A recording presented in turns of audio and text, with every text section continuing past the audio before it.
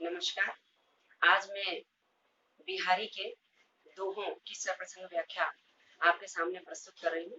जैसा कि आप सभी को विदित है कि बिहारी रीतिकाल की रीतिसिद्ध काव्य धारा के प्रवर्तक माने जाते हैं और हिंदी साहित्य के इतिहास में केवल एक ग्रंथ के माध्यम से सर्वाधिक लोकप्रिय होने वाले कवियों में बिहारी का अन्यतम स्थान है।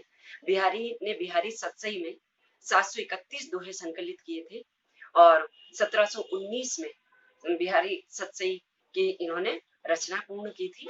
इस सतसई में जैसा कि कहा जाता है कि दोहे जैसे छोटे से छंद में उन्होंने भक्ति, नीति और श्रृंगार की त्रिवेणी प्रवाहित कर दी है और ये इसीलिए ये भी कहा जाता है कि ये दोहे जैसे छोटे से छंद में अन्यतम गहरे भावों को भरने के कारण ही बिहारी ने गागर में सागर भर दिया। ये उक्ति बिहारी के लिए बहुत अधिक प्रसिद्ध है और उनके दोहों में कहीं भक्ति, कहीं नीति, कहीं श्रृंगार की झलक हमें दिखाई देती है। प्रस्तुत पद बिहारी रत्नाकर का मैं यहाँ प्रस्तुत कर रही हूँ और आपकी पाठ्य पुस्तक रीतिकालीन काव्य की पृष्ठ संख्या 39 पर पहला दोहा मैं आपको पढ़ा रही हूँ। ये मंगलाचरण का दोहा है जिसमें बिहारी ने श्री राधा से प्रार्थना की है। मेरी भव बाधा हरो राधा नागरी सोई, जा तन की झाई बरे श्याम हरित दुति हुई।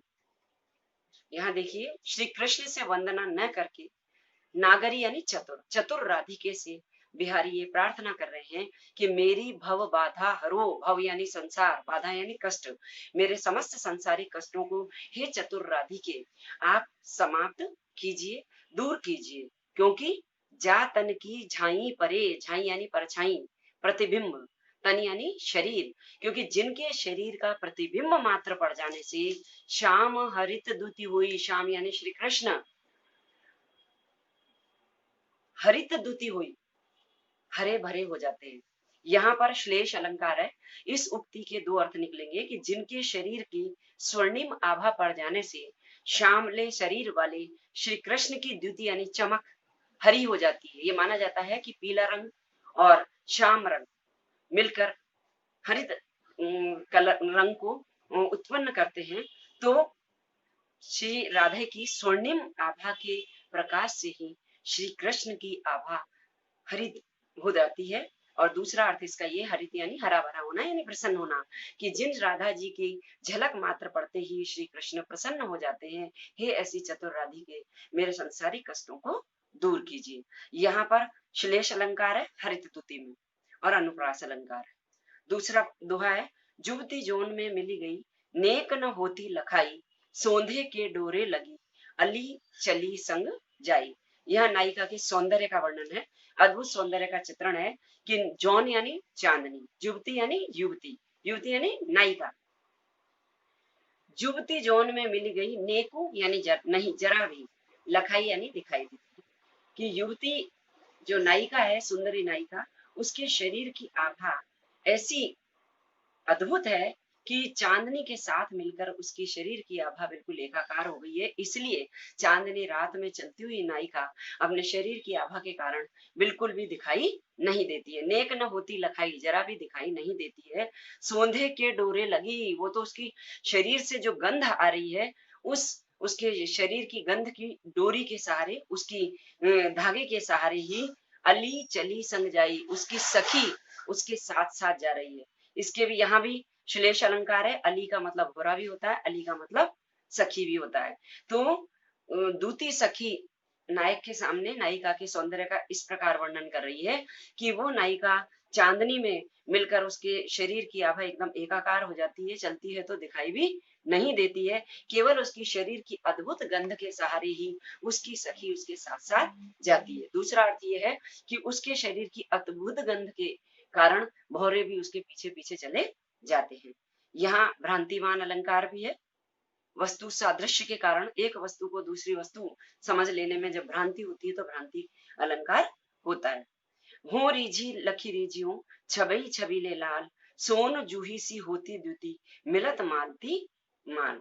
यहाँ भी नायिका की सखी नायक के समक्ष नायिका के अद्भुत सौंदर्य का चित्रण कर रही है और कह रही है, हो रीझी, रीझी यानी रीझ जाना, प्रभावित होना, मोहित होना, हो यानी मैं, लखी रीझियों, लखी यानी देखना, रीझियों यानी प्रभावित होंगे, छबई छबीले लाल, लाल यानी नायक, हे छबीले नायक, हे चंचल नायक, तुम भी उस नायिका की छवि यानी सौंदर्य को देखकर उतने ही प्रभावित होंगे जितने कि मैंने उसको देखकर मैं मोहित हो गई और मैं रीझ गई। अगर मैं रीझ गई उसके सौंदर्य पर, तो तुम भी उसके अद्भुत सौंदर्य को देखकर, लाल यानी नायक, उसके अद्भुत सौंदर्य को देखकर अवश्य ही प्रभावित होंगे। सोनो जूही सी होती द्युति सा से सी, जहां काव्य की पंक्ति में सा से सी होती है यानी उपमेय उपमान की तुलना की जाती है, वहां पर उपमा अलंकार होता है, यहाँ पर उपमा अलंकार है। सोन जूही सी होती द्युति, द्युति यानी चमक, उस नायिका के शरीर की आभा सोन जूही के पुष्प की तरह सुशोभित होती है। मिलत मालती माल, गले में जो मालती की श्वेत माला पहनती है, उसकी श्वेत माला के साथ में मिल जाने पर नायिका का सौंदर्य सोन जूही के पुष्प की जैसी आभा के समान हो जाता है। यहाँ पर सखी की, नायिका की सखी नायक से नायिका के अद्भुत सौंदर्य का चित्रण कर रही है, और यहाँ उपमा अलंकार है। बह के सब जिये की कहत, ठोर कुठोर लखे न, छिन ओरे से, ये छवि छाके नैन। यहाँ पर छवि छाके नैन, छवि यानी सुंदरता, छाके यानी डूबे हुए, मद में डूबे हुए, सौंदर्य के मद में डूबे, नैन यानी नेत्रों का वर्णन किया गया है कि जब किसी के नेत्र प्रेम या सौंदर्य के रस में डूब जाते हैं, तो वो उचित अनुचित का ध्यान उसको नहीं रहता, उन नेत्रों को नहीं रहता, वो अपने हृदय की बात को हर जगह प्रकट कर देते हैं। इस भाव को इस दोहे में प्रकट किया गया है। बहके सब जिये की कहत, प्रेम के रस में डूबे हुए नेत्र बह करके अब सब जिये की कहत, जिये यानी हृदय, कहते यानी कह देते हैं, अपने हृदय की समस्त बात को सबके समक्ष प्रकट कर देते हैं। ठोर कुठोर, ठोर यानी उचित जगह, कुठोर यानी अनुचित जगह, उचित और अनुचित स्थान भी वो लखे यानी देखना, उचित और अनुचित स्थान भी नहीं देखते। सौंदर्य के प्रेम में या सौंदर्य के मद में डूबे हुए नेत्र इतना बहक जाते हैं, हर जगह अपने मन की बात को प्रकट कर देते हैं, उचित और अनुचित अवसर या उचित और अनुचित स्थान को भी नहीं देखते। छिन ओरे से, ये प्रेम में ए छवि छाके नैन, ये सौंदर्य के मद में डूबे हुए नेत्र क्षण भर में तो कुछ और दिखाई देते हैं और क्षण भर में कुछ और हो जाते हैं। यानी प्रेम के मद में डूबे हुए नेत्रों की स्थिति बड़ी विचित्र होती है, जो उचित अनुचित का विचार नहीं करते, क्षण भर के लिए कुछ और भाव अभिव्यक्ति होती है और क्षण भर के लिए और उनकी अभिव्यक्ति होती है। यहाँ भी अनुप्रास अलंकार है। अजऊ तरियो नाही रहो, श्रुति सेवत इक रंग, नाक बास बेसरी लयो, बस मुकुतन के संग। ये बिहारी का बहुत प्रसिद्ध दोहा है और इसमें श्लेष की झलक दिखाई देती है। हर शब्द के इस दोहे में, हर पंक्ति में दो अर्थ हैं। अजऊ यानी अब भी, तरियोना यानी एक तो कर्ण फूल होता है, और तरियो ना बिना तेरा, तेरा नहीं, ना यानी नहीं, ही रहो, श्रुति सेवत इक रंग, श्रुति यानी कान, श्रुति यानी वेद, सेवत यानी सेवा करके, इक रंग यानी लगातार, नाक बेस बास बेसरी लयो। अब यह नाक बास के भी दो अर्थ है, नाक यानी एक शरीर का अंग नाक, और एक नाक यानी स्वर्ग, बेसरी यानी नाक में पहने जाने वाला गहना जो अनेक प्रकार के मोतियों से बनाया जाता है। बसी मुकुतन के संग, मुकुतन यानी मुक्त पुरुष यानी सत्संगति, सज्जन लोग, और एक मुक्तन यानी मोती। इस दोहे में हर पंक्ति का दो अर्थ निकल रहे हैं। एक अर्थ पहला सुनिए, अजऊ तरियो नहीं रहो, कि हे भगवान मैं तो फिर भी बिना तेरा ही रह गया। श्रुति सेवत एक अंग, वेदों की निरंतर भक्ति करने के बाद भी, वेदों का निरंतर एक रंग में डूब करके, लगातार डूबकर वेदों का अध्ययन करने के बाद भी मैं संसार से उद्धार नहीं हो सका, मेरा मुक्त नहीं हो सका।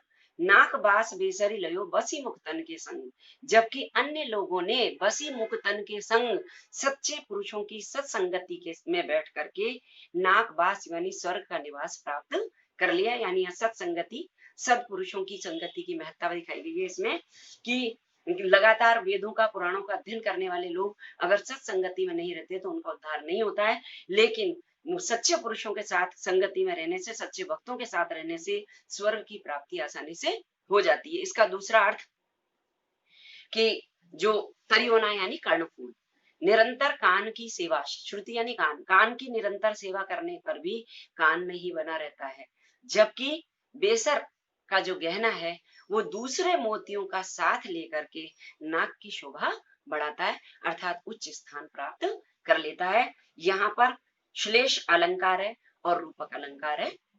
धन्यवाद।